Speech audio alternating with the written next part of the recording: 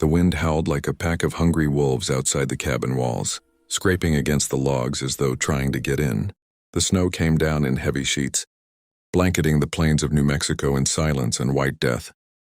Inside, the old rancher, Luke McGraw, sat hunched by the dying fire, a rough wool blanket thrown over his shoulders, his shotgun leaning close by. He hadn't seen another soul for 3 weeks. His cattle were gone, driven south by the storm. His horse lay frozen somewhere out in the snow. Loneliness and cold had begun to seep into his bones like a sickness. He'd almost stopped lighting the fire, almost stopped caring.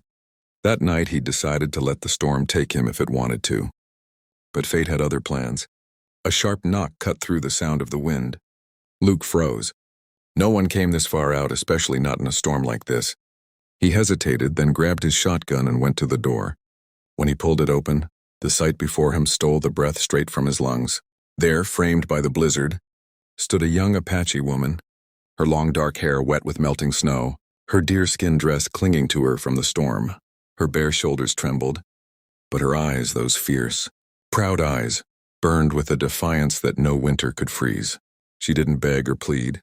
She simply said, her voice calm but unyielding, "Let me in, or watch me die on your porch." For a long heartbeat, Luke just stared. He'd fought in wars, ridden through Indian country, and buried friends who'd crossed the wrong line. Yet something about this woman struck him harder than any bullet. He stepped aside slowly. "Get in before you turn to ice," he muttered.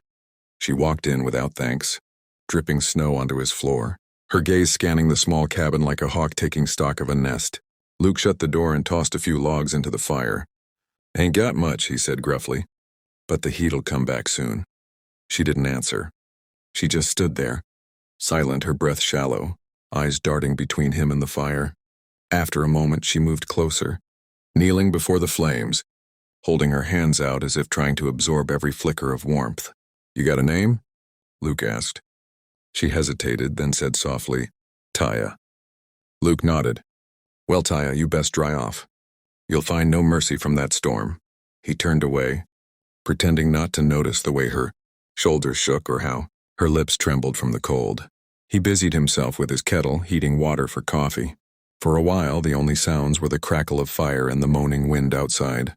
But then, her voice cut through the silence again, low and steady. "You live alone," she said. "Too long alone." Luke turned, caught off guard. "Ain't your concern." She rose slowly, her movements graceful despite her exhaustion. "It is tonight," she said. "Because we are both alone, and the cold doesn't care if we are enemies." Him.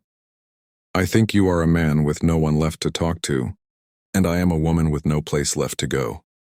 Her eyes met his unflinching. "So I will make it plain. The night is too cold for either of us to sleep alone, share my bed, or freeze."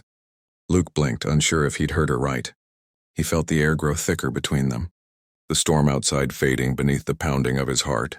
Her words weren't seduction, they were survival. He saw the faint blue tinge on her fingers the way she swayed from exhaustion. This wasn't a game. It was life or death. He looked away, pacing toward the window. "You don't know me," he said roughly. "You don't know what kind of man I am." "I know what kind of man doesn't open his door to a dying woman," she replied. "And you did." That silenced him. He felt something heavy stir in his chest, something he'd buried long ago when his wife died and the ranch fell quiet. He turned back, his voice softer now. "All right," he said, barely above a whisper. "You win, but don't think I'll take advantage."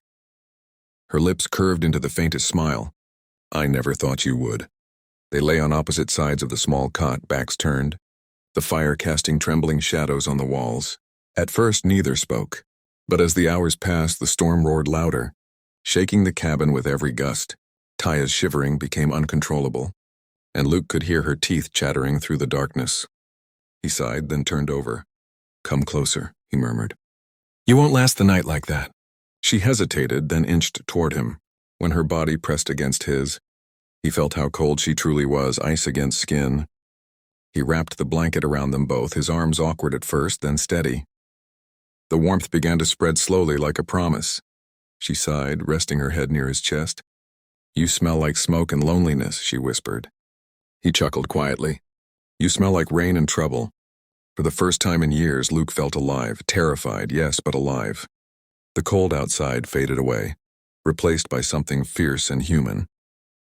They didn't sleep much that night. They talked in low voices, sharing fragments of their stories of loss, of war, of the land that had taken everything from them. By dawn, the storm had stopped. The world outside was silent and new, draped in white. When Luke opened his eyes, Taya was already awake, watching the sunrise through the window. She smiled faintly. "The cold tried to take us," she said, "but it failed." He smiled back, something warm breaking through the hardness in him. "Guess it'll take more than a little snow to beat us." She rose, pulling the blanket tighter around her shoulders. "You have a good heart, rancher," she said softly. "Don't waste it on ghosts." Then she turned to the door, the snowlight washing over her like a halo.